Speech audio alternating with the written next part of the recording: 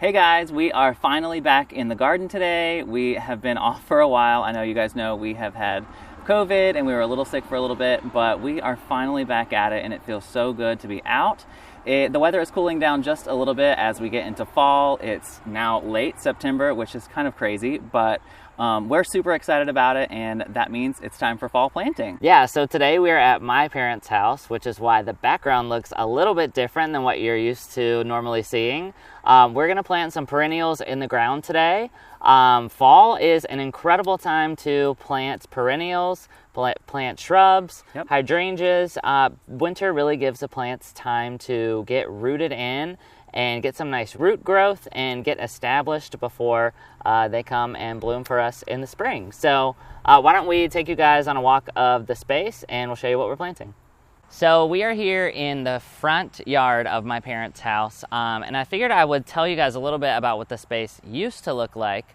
So there used to be some boxwood hedging up here and some other evergreen shrubs on both sides of the house, and they had just gotten to a point where some of them were dying out in pieces. They just kind of all gotten to the end of their life cycle, and my parents were very inspired by us gardening and other people that we've shown them to follow and subscribe to, and so they want to get more flowering shrubs and more flowers up here, more color.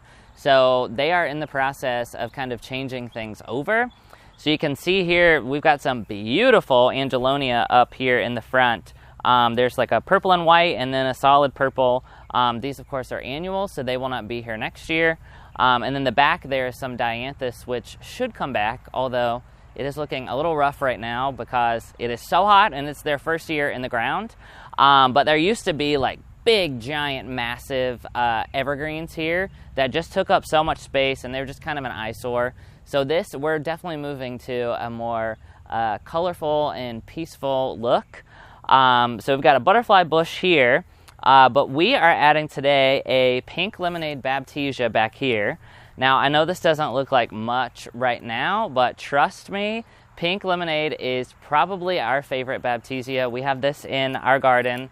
We actually just moved ours a couple videos ago. This will be about 4.5 feet tall and wide at its full maturity. So eventually this will just be like a big, lush green ball, and it will have really pretty pink and yellow blooms come early spring. So that's going to be a nice pop of color here, and then we'll get a little bit more lush green as we move on later in the season. So that will be a nice kind of like establishing shrub here. The only thing that we warned my parents about is that there won't be anything here during the winter. So during the winter, you know, you'll cut Baptisia back to the ground, and then it comes up and puts on all of its growth in one season, which is pretty incredible. So that is our first plant for the day. There's also a window box up here, which if you followed us on Instagram for a while, you have seen us plant this up for my parents. We did not do this year. My dad did this one, but it's looking really great. They got some vinca in there and some petunias, and it always fills out like really full by the end of the season.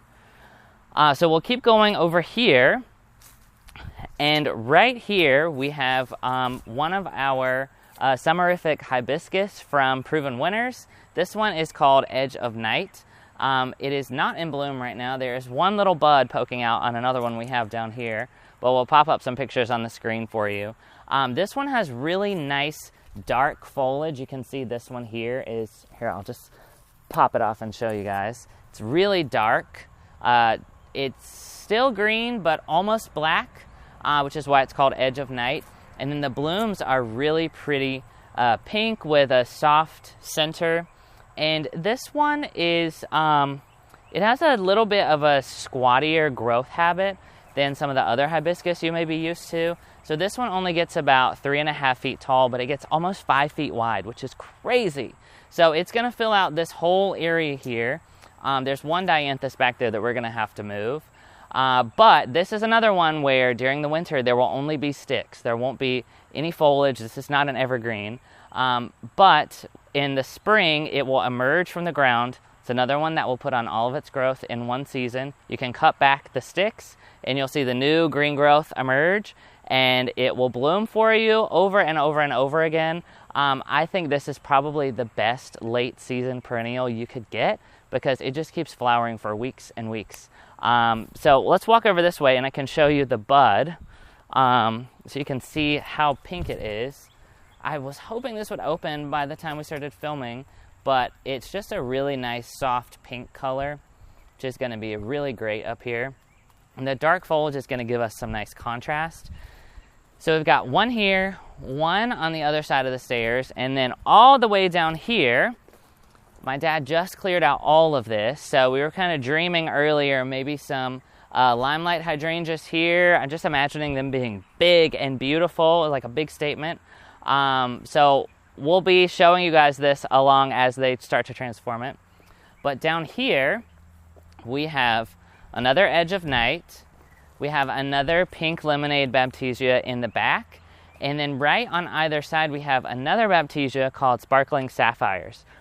We also have this in our garden, but it did not bloom for us this year. It was the first time planting it, which is kind of normal. But this one is a little bit shorter. It only gets about 3 feet tall, and it has really nice purple, dark, deep purple blooms. So this is going to be a nice array of colors here. And the Baptisia will bloom very early spring, and then they will go to just lush foliage. And then we'll have the hibiscus here for some late summer color. So we've got some varying times here, which is what you want. You don't want to have all of your blooms come at once and then the rest of the season it's just green. So we're giving them some nice height, some nice contrast here.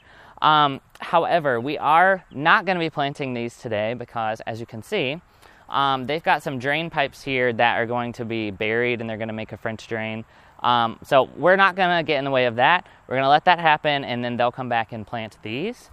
But as far as the rest of this space, I mean, the world is really their oyster at this point. They could put a lot of different things here. We talked about lining the front with maybe some tater tot arborvitaes or maybe some of the Anna's Magic Ball that just stay small. And then getting some other evergreen shrubs that are more healthy than what was here before. And we've also already got drip irrigation in this bed. So we installed this for them last year. It's just hooked up to the faucet. They don't have any kind of fancy irrigation system. You could totally do this at your house too. So we've got a pressure regulator and a backflow preventer in here. And it's just connected to a normal hose. And then we put a splitter on here for them so they still had access to use the hose for any other kind of watering that they needed. Now, I know a lot of you are probably seeing me walk around on these brick chips, and you're probably thinking, oh my goodness, what's going to happen with those? Well, I'm trying to convince my dad to dig these out just because I don't want it to be a nightmare later on when we come back and start planting things. So we'll see. Let us know in the comments if you have any ideas what we could do with the brick chips. But other than that, this is the space. So this is our first time planting here. This is our first time planting outside of our own garden on the video, which is really kind of fun. So with that, I think we're going to get started.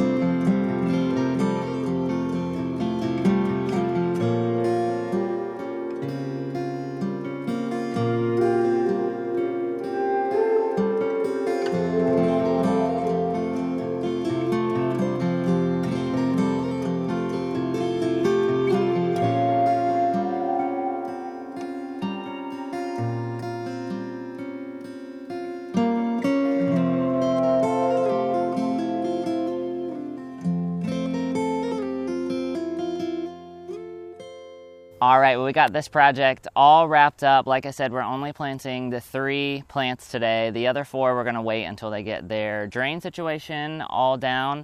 But when everything comes out next spring and starts blooming, I think it's gonna be really beautiful. Yeah, I'm so excited to watch this project just sort of take life and come to life rather, and just get more beautiful and more beautiful as the days go on. And I'm sure in the spring we'll get a lot new plants in here. And it'll be really pretty. Yeah, and this is, it's more of a slow roll. So my dad decided one day, you know what, these shrubs have had it, so we're going to take them all out and start over.